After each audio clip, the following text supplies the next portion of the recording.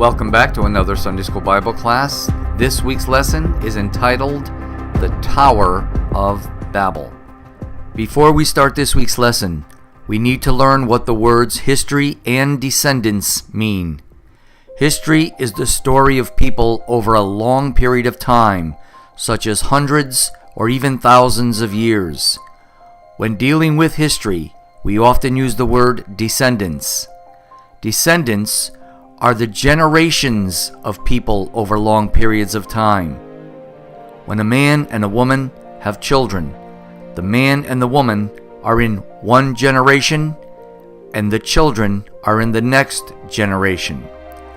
When those children grow up and get married and start their own family, then their children are the next generation.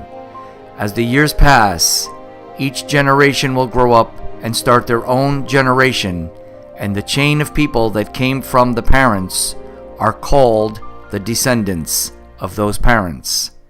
Over hundreds of years, the descendants of one set of parents today can number in the hundreds.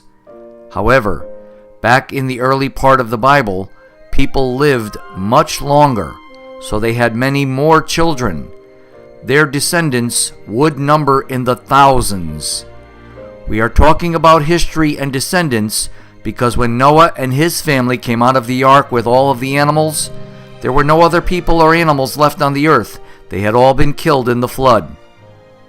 After the flood, Noah's 3 sons were going to start families that eventually would grow and repopulate the entire earth. The animals that were saved also began to multiply again after the flood. God knew that Noah's descendants would number in the thousands and eventually in the millions of people. Today, all the people on the earth are descendants from Noah's family, and we number over 7 billion people. Because God knew that many people would not choose to reverence God, they would do evil again. However, this time, to keep people from recklessly killing each other, God commanded Noah to start a governmental system on earth where law officials had the authority from God to put to death anyone who deliberately killed people. This system of government instilled a measure of fear and reverence in people to help them stop behaving badly and from committing so much murder. Today, we have police officers to protect us and keep order.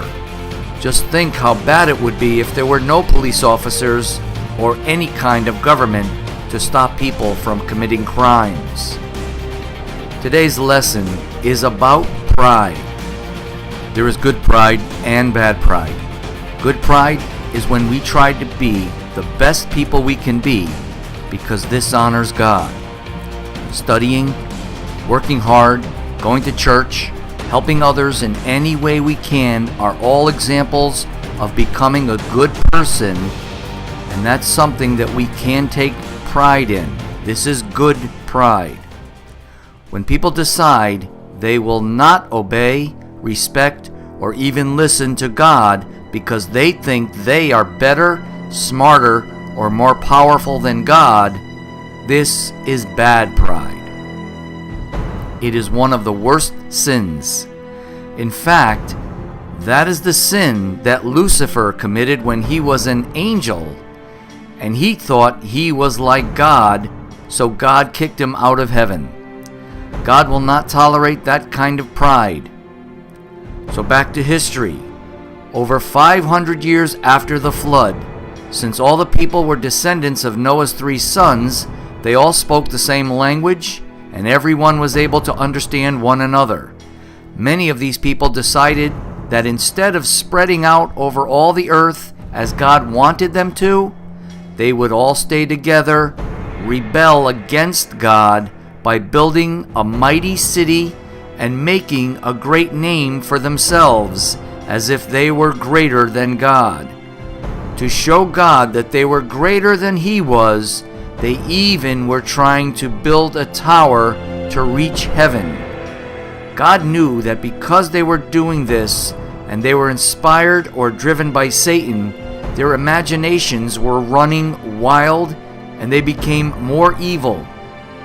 Because they all spoke the same language and were united, they would be able to perform much of what they imagined to do. Unity, or being united, is when people who have different skills and talents and abilities all work together for the same cause, with the same goal, with the same objective, and for the same reason. God knew that these people had the ability and would be able to perform and accomplish this great work because they were united and all spoke the same language.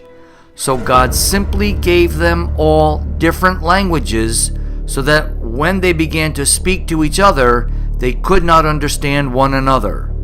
Therefore, the name of the city became Babel, because the word Babel means to talk and make no sense. Since they could not understand one another anymore, the entire population of the world would never be able to work together again for evil against God.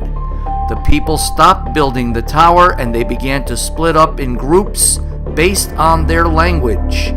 Each group spoke the same language, traveled together, found their own place in the world, and eventually multiplied and grew into their own country or nation. A nation or country is a very large group of people who all speak the same language and live in a very large section of land with their own culture, government, military, and their own flag. Today we have many different countries all around the world. For example, we live in the country called the United States, and most of us speak English. There are many other countries or nations all around the world, each one with their own culture and language. Many times people from one country cannot understand people from another country. All of this happened because when people all spoke the same language, they used their abilities for evil instead of good and tried to rebel against God. People can unite for good or for evil. They can have good pride or bad pride. Just because a group is united, all working hard for a cause, and is very strong and powerful, does not mean that they are doing good or pleasing God. You should not join any group who wants to do bad things or rebels against the will or commandments of God, no matter how powerful or popular that group is. God is not pleased with that, and eventually He will punish just as He did back then. When we come back, we are going to see how God chose one man from Noah's descendants to start a new nation from which the promised Savior would come. See you next time. Bye-bye.